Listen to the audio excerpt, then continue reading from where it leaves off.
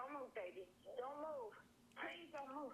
First responders were dispatched, and within minutes, officers arrived at the Walker residence on Lamson Road. As they approached Yuloma on her driveway, authorities realized that they knew this couple. The victim was actually fellow first responder and lieutenant of the fire department, 45-year-old William Walker. Will was covered in blood. He was still breathing, but his condition was critical due to 3 gunshot wounds to the chest. As they were tending to Will, he mentioned something about a man in the backyard, but was unable to coherently complete his sentence. One of the officers quickly checked the backyard, but it was clear of any threats. Detective Thomas Lynch arrived to help with the investigation. He noticed something odd. Will's keys were found still in the side door. If this was a robbery, why didn't the assailant break into Will's home or vehicle using those keys? Aside from the 3 bullets that hit Will, there were several bullets that had struck the side of the house. They also found 4 9mm shell casings scattered around the crime scene. While the investigators collected the evidence, Will was loaded into the ambulance and transported to Metro Health's emergency center.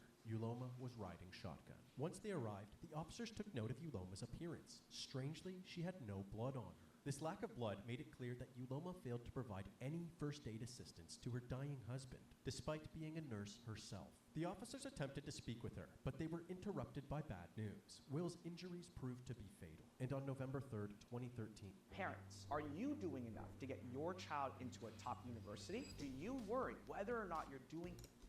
At 11:42 p.m., just 3 hours after the 911 call was placed, Lieutenant William Walker was pronounced dead. 45-year-old William Walker was a 15-year veteran with the department.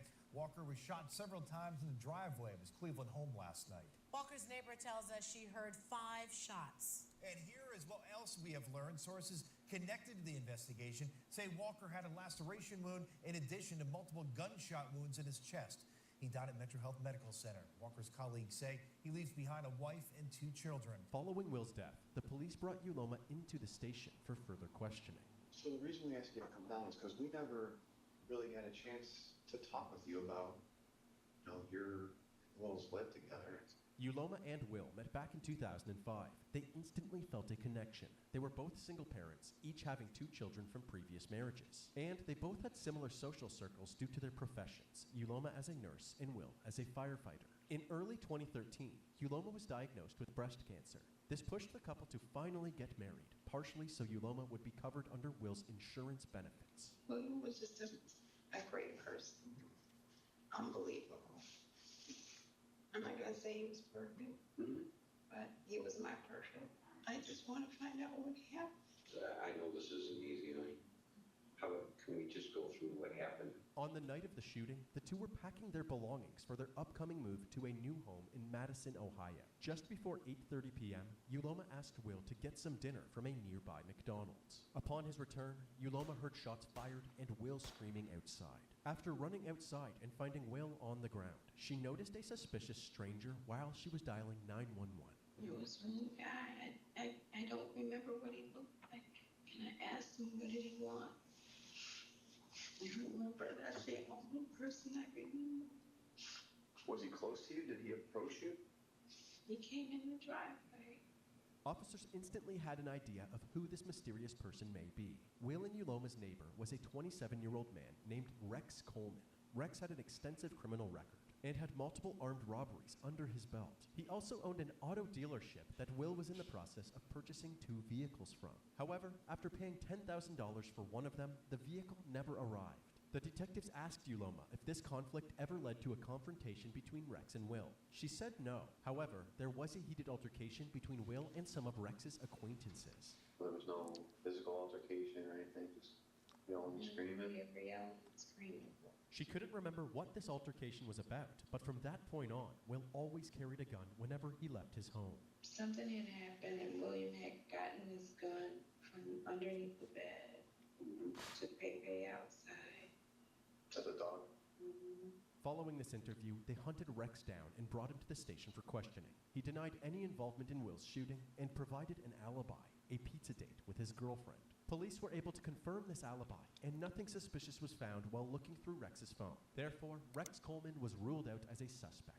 This lead didn't pan out, but it wasn't long before detectives had another name on their radar. After setting up an anonymous tip line, the police received multiple tips telling them to look into somebody named Chad. However, they provided no last name, no address, nothing, just the name Chad. The investigators reached out to Uloma and asked her if she knew anybody by that name. She said that her daughter Jackie actually had a boyfriend named Chad, and that the two were at Chad's mom's house on the night of the shooting. When speaking with Jackie, the detectives found it odd that she also wouldn't provide Chad's last name, but they were easily able to track this information down. His name was Chad Paget. The detectives spoke to all three of them, Uloma, Jackie, and Chad, about Chad's relationship with Will. They all said essentially the same thing, that Chad and Will got along just fine.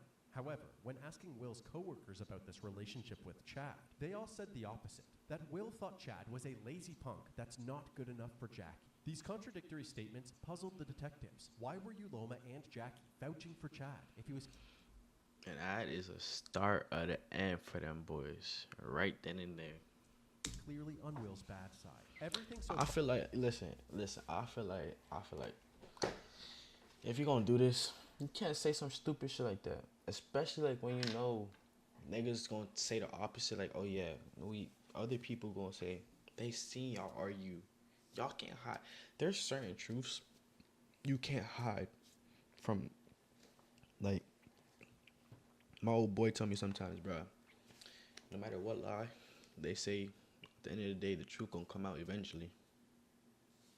Barr was pointing to Chad being involved, but since he and Jackie corroborated each other's alibis, authorities let him go. Soon after interviewing Chad, results came back from the crime lab, and it turns out that there was a latent fingerprint on one of the shell casings. However, this fingerprint didn't match anything in the criminal database, and even if it belonged to Chad, there was no way to know since Chad refused to provide his DNA and fingerprints. Therefore, Chad was placed on the back burner while the investigation continued. In the days following Chad's interview, a vigil was held for Will.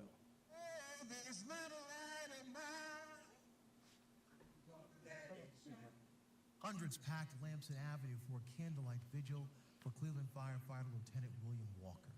Heavenly Father, we just ask that you watch over his family in this particular time of need.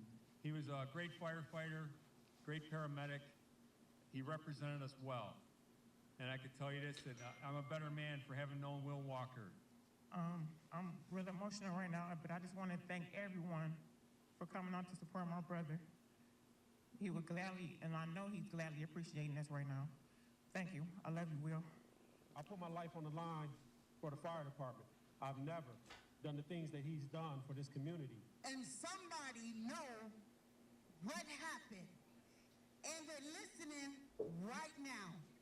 So you will be caught. Not long after, there was also a memorial held by Will's fellow firefighters to honor his memory before he was laid to rest. Not a single person had a bad word to say about Lieutenant William Walker. Just about an hour ago, he was let out by a procession of firefighters with his casket as they came out of public auditorium. They took the casket into a fire truck where the lights and sirens were going, and they took him off. He was a great family man, real silly. That's what I'm gonna miss about him. He used to make me laugh a lot. We had the same sense of humor. Over the next year, the case slowly went stagnant. Several more leads were looked into, but each of them only led to a dead end. Uncertain of what move to make next, they brought Uloma back in for another interview as a last-ditch effort for new information. Was there anything going on at the time? Was there anything that we should be, focusing on? I just want to find out what happened. Okay, well, that's what we're trying to do. Hey, was there anything going on?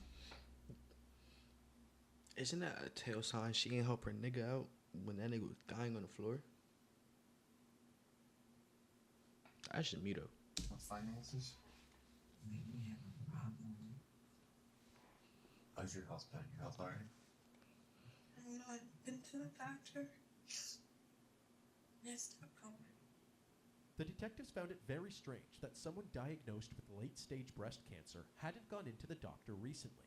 After this interview, they looked into Uloma's medical records. They determined that she hadn't been to a doctor in over a year. In fact, it turns out that there was zero history of her undergoing chemo or any cancer treatment at all. Authorities quickly realized that her late-stage breast cancer diagnosis was a complete lie. This led investigators to dig deeper into Uloma's records, including her financial records. And it turns out that she had amassed a significant amount of debt using a plethora of credit cards. For a moment, the investigators thought that they were onto something big.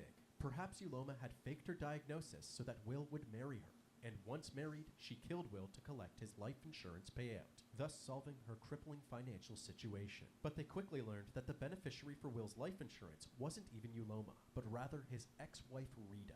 Uloma didn't receive a dime. Did Uloma think that she would receive that money? Otherwise, why would she kill Will if it wasn't for money? Was Uloma really involved in Will's death after all? Investigators needed more information if they ever wanted to answer these questions. So in December of 2014, the Cuyahoga Police Department and the Cleveland Fire Department offered a $10,000 cash reward in exchange for any information about Will's murder that leads to an arrest. We sincerely hope that someone will step forward and provide some information to solve this crimes. After notifying the public about the cash reward, a new tip came in from someone named Isaiah. Apparently, Isaiah had been approached by none other than Chad Padgett, who asked if he would carry out a hit in exchange for money. Isaiah denied this offer. With this new information, police now had probable cause for a search warrant of Chad's phone records. They noticed that around the time of the shooting, Chad was constantly communicating with Jackie and another unknown number. Police were able to trace this phone number back to a man named Ryan Doherty. Ryan Doherty was notorious in Lieutenant Walker's neighborhood for his colorful history of robberies and burglaries. In fact, at this point in the investigation, Ryan was serving a 17-year prison sentence for robbing a Family Dollar store and shooting a cashier in the stomach, less than 3 weeks after Will was killed. Officers wanted to build as strong of a case as possible before moving. That is not a young nigga, but that is the mentor of the young niggas. In on any suspects, so they obtained search warrants for Jackie, Ryan, and Uloma's phone records as well. They then worked with the FBI to create a clear map showing the exact location of these cell phones throughout the night of the shooting. That's why they tell you, if you go on a drill, leave this shit the fuck home. And the exact times that they were communicating with each other. It revealed that right before the time of the shooting, Chad and Ryan had made their way from the west side of Cleveland, where Chad's mom's residence is, to the east side of Cleveland, directly toward the Walker residence. And at 8:30 p.m., Chad sent a text to a group chat that included him, Jackie, and Uloma. The text read, "We got a body." The evidence was beginning to paint a very clear picture. No fucking way. No fucking way. No. Of how this crime was executed. So Chad was detained and brought down to the station for questioning. This boy looks so, I got this shit. Oh, they about to flip this shit on you. The first thing they do is confront Chad with the cell phone location data. His story immediately changed. Now he says that one of his friends, a person whose identity we will not be sharing, drove him to the Walker residence where Chad had stashed some marijuana. Ryan Doherty tagged along to buy some of this stash from Chad. Where were you before when you left? Were you at your house? Your mom's house? So you leave from over there on Denison. You get over to the east side. Tell me what happened. After picking up the goods, Chad and Ryan went outside to make the exchange. Went up on the porch, got my stuff. Showed Ryan what it was. As they walked back to the car, Will pulled into his driveway, parking just out of Chad's view. When Ryan saw this, he suddenly started walking towards the driveway. He came back moments later as if nothing happened. What did Ryan say when you made him? He didn't say nothing. That's the thing. Ryan didn't say nothing at all. Nothing. It was just when I walked down the street, he told me, he's like, bro, I got you. You didn't say nothing. I'm like, no, I truly did not know. You didn't hear any gunshots? No. And I know the sounds of gunshots. Chad says that he only found out about Lieutenant Walker's murder later that night. On the porch, I see Jackie sitting there crying and everything, and she told me, like, look, guess Will's dead. Like, what you mean? That's when 2 and 2 got in my head. You too. While telling this story, Chad didn't realize that the detectives knew about the "We Got a Body" text. They gave him one last chance to fess up. This could be an opportunity for you to determine kind of like your fate from here on out. I don't have nothing to do with this stuff. Okay. Since Chad continued to be untruthful, the detectives decided that they had had enough. Mag murder. Aggravated? Didn't do nothing, though, like, for real. I really did not do nothing. Accomplice to murder. See ya later.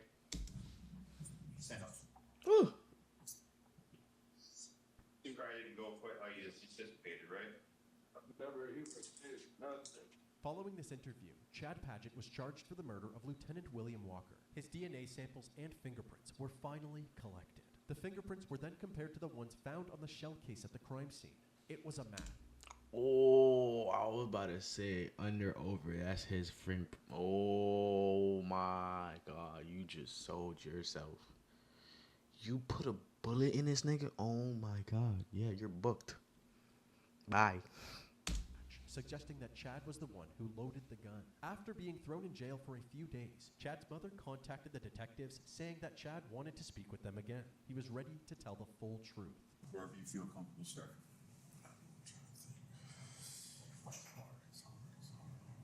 I've been with that girl for 6 years. Non-stop. On and off. Right. We've been cool. I met her mom a bunch of times. She seemed pretty cool. Apparently, Uloma, Chad, and Jackie were all in the car together when Uloma first mentioned the idea of killing Will. One day, dropped off at work, picked her up. She asked me a question. She asked me, did I want to make like $10,000? I said, What? Then she asked me to, I don't know how to put it. How she asked me? She asked me to kill Will. Uloma told them that Will had been physically abusing her and that the only way out of this abusive relationship was to get rid of him. Chat, I got distracted by his text message. Chat.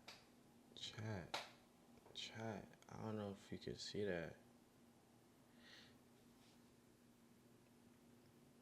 Chat. God.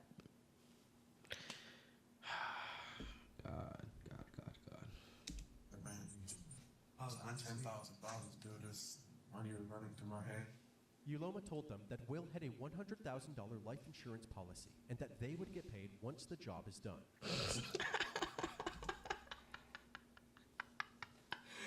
Hey, I'm not laughing at the death. What I'm laughing at is the fact she really thought she would bring me up 100. That easy? Come on now. I can't do it, but I might know somebody. She said, okay, it's cool. Uloma then gave Chad a $1,000 deposit to search for a person to complete the job. Chad had initially presented the offer to his friend Isaiah, but after he rejected the proposal, he turned to his cousin, 22-year-old Christopher Hine, who was known to be an arms dealer on the streets. Chris then put Chad in contact with Ryan Doherty, who he enlisted to carry out the killing. Okay, tell Ryan, was like, would you be able to do something for some money? He was like, what's up? I asked him, is he able to kill Will for some money? He said yes. If you did get $10,000, I would probably want to say altogether about 2,500. This nigga only got 2,500 and that don't even cover his bill. His bond, his bill, no nada. Nunca. Quite puta, papi. Se fue. 500, and I still owe my 100. He was on my back. Wow. Chad's interview was wrapped up, and Chris and Ryan were immediately tracked down and brought into the station by police. Chris was very forthcoming, telling the detectives the same story that Chad did and then some. According to Chris, he was originally set to execute the plan in October of 2013, just a month before Will's death. He even went to Will's home on Lamson Road, but lost his nerve and couldn't fire the weapon. That's when he reached out to Ryan to carry out the hit, offering him a mere $800 and an assortment of paraphernalia. Ryan was much less cooperative during his interview. The detectives began questioning him, but without hesitation, he denied all of the allegations. The interview ended there, as Ryan would not provide any further information. Considering the "we got a body" text in the group chat, it seemed that Jackie was also closely involved in her stepfather's death. The detectives were now ready to speak with her again. Jackie initially claimed that she had no knowledge of the murder plot. However, detectives confronted her with all of the evidence, which prompted her to hop on the confession bandwagon. She opened up and confirmed what Chad and Chris had said, that Uloma claimed she was being abused and was the leader of the operation. Chad was the middleman. Chris was the arms dealer and Ryan was the shooter. As for the driver, Chad, Chris, and Jackie all said that he was not told the real purpose of the trip and truly believed that they were just going to fetch some marijuana. When Chad and Ryan re-entered the car, they told him to hurry up since they had just robbed someone.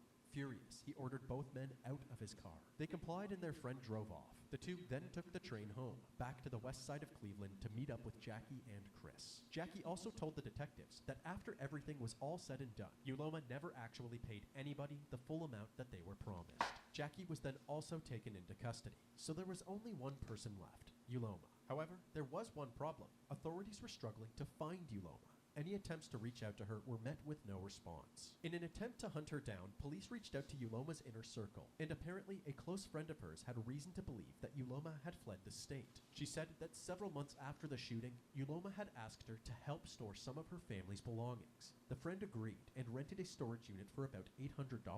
However, after storing the belongings, Uloma went on a road trip to North Carolina. She never reimbursed the friend and had not been seen since. Police later found out that one of the belongings Uloma left behind was actually Will's car. The most shocking part was that his remains were found in the back seat. After collaborating with North Carolina state law enforcement, in just 3 days, Uloma was located and transported back to Cleveland, Ohio. As soon as she arrived, she was re-interviewed by Cleveland police, and this time, there was no holding back. Hey, Uloma. Remember Sandoval? It's been a while. Obviously, you're aware there have been some developments along the way. You are a person that we consider involved in the murder of William Walker. It is considered an aggravated murder case because it was planned. At this time, do you care to make any statements about our investigation into the murder of William Walker? Not without an attorney present. Okay. With Uloma being uncooperative, she was swiftly arrested. Her and her 4 co-conspirators were all charged with aggravated murder, conspiracy to commit murder, and 2 counts of felonious assault. During their arraignments, each person pled not guilty and was assigned a $1 million bond. You wish to enter a not guilty plea. Not guilty plea is accepted. Bond is set $1 million. However, leading up to Uloma's trial, her alleged accomplices would all eventually turn against her. Chad, Chris, Ryan, and Jackie all agreed to testify against Uloma for a lesser sentence as part of a plea deal. Uloma's trial officially began in June of 2017. The prosecution's plan was to show that this murder was all about money. They suggested that although Ryan Doherty had ultimately pulled the trigger, Uloma's surmounting money problems is what led her to orchestrate Will's murder. Uloma's defense team would go on to deny the allegations against her. They suggested that Uloma was a victim of Will's domestic abuse and that Jackie, in an attempt to protect her mother, had actually cooked up the murder plan. They also argued that the 4 testimonies of those involved in the murder lacked credibility and that they were only pinning this crime on Uloma to lessen their own sentences. On July 7, 2017, after a 10-day trial, the jury had come to a decision and the verdict was presented to the court. Uloma Curry Walker was found guilty of aggravated murder, conspiracy to commit murder, and both counts of felonious assault. Her sentencing took place about a month later, on August 8, 2017, and she was sentenced to life in prison without the possibility of parole. Chad Padgett. Oh my gosh. Life without. God. Hey, what spot? Hey, can't do the crime, don't do the time. My fault. Can't do the time, don't do the crime. I don't want to smoke about. Why is this shit muted? Years in prison. On top of his You sentence said what? dropped to involuntary manslaughter, and he was sentenced to 28 years in prison. On top of his 17-year sentence from his previous convictions, Ryan Doherty was sentenced to life with the possibility of parole after 23 years. Christopher Hines was sentenced to 18 years in prison. And since Jackie was still a minor at the time of the crime, she was sentenced in juvenile court and spent 1 month locked up at a juvenile detention center before being released. She a month and booked it? There's no way. I heard that correctly? I heard that correctly? Christopher Hines was sentenced to 18 years in prison. And since Jackie was still a minor at the time of the crime, she was sentenced in juvenile court and spent 1 month locked up at a juvenile detention center before being released. Cut. If I'm this little girl right here, if I'm this little, ooh, my fucking PlayStation just fell. Hey, if I'm that little girl, step, slide. She did all right. Obviously, I know she's on probation. Obviously, but nigga, what are we talking about? What are we talking about? A minor walked off scotch-free. Obviously, it's not scotch-free. It's obviously not scotch-free.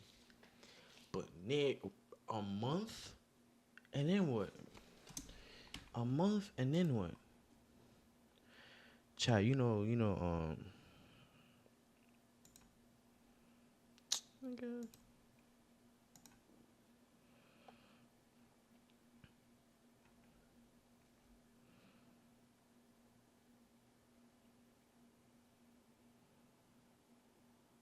Wow.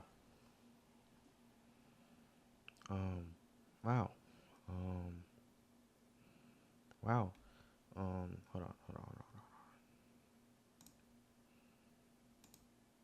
Chat, we finna, hold on, chat, we finna cook up real quick.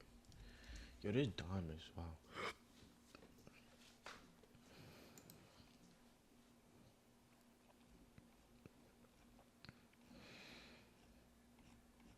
Damn. Where'd that little girl go? I ain't doing all that shit, bro. I can't find that shit.